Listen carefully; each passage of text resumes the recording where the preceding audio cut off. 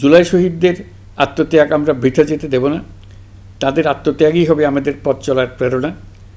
তাদের স্বপ্নই হবে আমাদের আগামী বাংলাদেশের নির্মাণ রেখা। আমরা কোনো ধরনের নিপীড়নের কাছে মাথা নোয়াব না। আমরা প্রতিষ্ঠা করব একটা জবাবদিহিমূলক, মানবিক, গণতান্ত্রিক এবং বৈষম্যহীন রাষ্ট্র। পুলিশের পাশাপাশি দলীয় সন্ত্রাসীরা অস্ত্র হাতে আন্দোলনকারীদের পিটিয়েছে। গত 16 বছরে যারাই সরকারের সমালোচনা করেছে, নাগরিকদের অধিকারের পক্ষে কথা বলেছে, তাদেরকে গ্রেফতার অথবা গুম করা হয়েছে। লাখ লাখ বিরোধী দলীয় রাজনৈতিক নেতাকর্মীদের নির্বিচারে আটক, গ্রেফতার করা হয়েছে। এই ভয়াবহ পরিস্থিতিতে 24 জুলাইয়ে দেশের ছাত্র সমাজ, তরুণ প্রজন্ম, সাধারণ মানুষ সবাই একত্রিত হয় এক নতুন দিনের প্রত্যাশায়। সমস্বরে তারা বলে ওঠে, এবার ফেসিবাদকে যেতে হবে।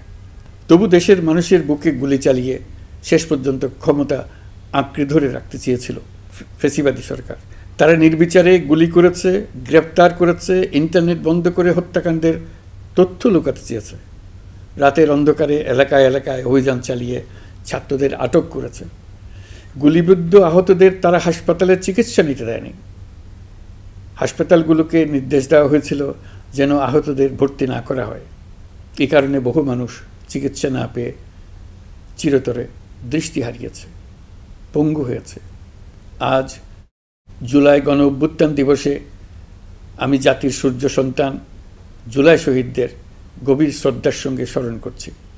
তাদের আত্মার মাগফিরাত কামনা করছি। জুলাইয়ে যারা আহত হয়েছেন, চিরতরে পঙ্গু হয়েছেন, দৃষ্টি হারিয়েছেন, জাতির পক্ষ থেকে আমি তাদের প্রতি শ্রদ্ধা ও কৃতজ্ঞতা জানাচ্ছি। এই জাতি আপনাদের কাছে চিরকৃতজ্ঞ থাকবে।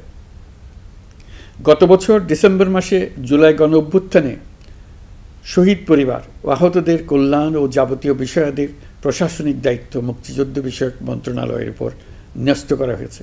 এখন পর্যন্ত 836টি শহীদ পরিবারের মধ্যে 775টি শহীদ পরিবারকে মোট 98,40,00,000 টাকার সঞ্চয়পত্র ও মাসিক ভাতা বাবদ ব্যাংক চেক দেওয়া হয়েছে।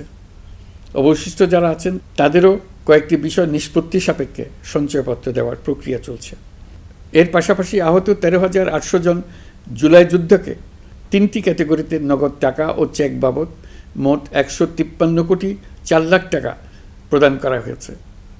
এর মধ্যে 78 জন অতি গুরুতর আহত জুলাই যোদ্ধাকে সিঙ্গাপুর, থাইল্যান্ড, তুরস্ক এবং রাশিয়ায় উন্নত চিকিৎসার জন্য পাঠানো হয়েছে এবং চিকিৎসা ব্যয় বাবদ এ পর্যন্ত 97,50,00,000 টাকা ব্যয় হয়েছে।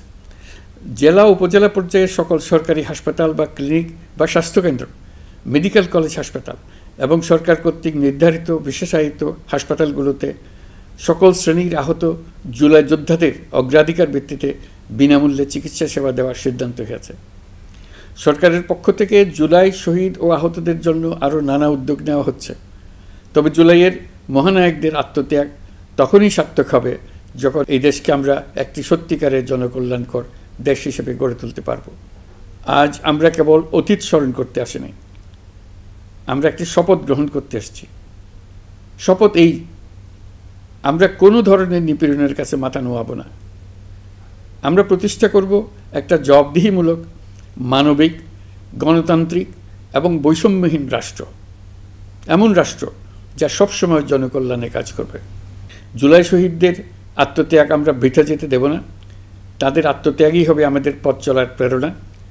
তাদের স্বপ্নই হবে আমাদের আগামী বাংলাদেশের নির্মাণ রেখা।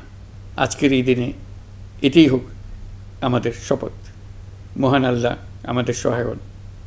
হিরন আরও মিনারেল ওয়াটার মাত্র 50 পয়সায় প্রতি লিটার।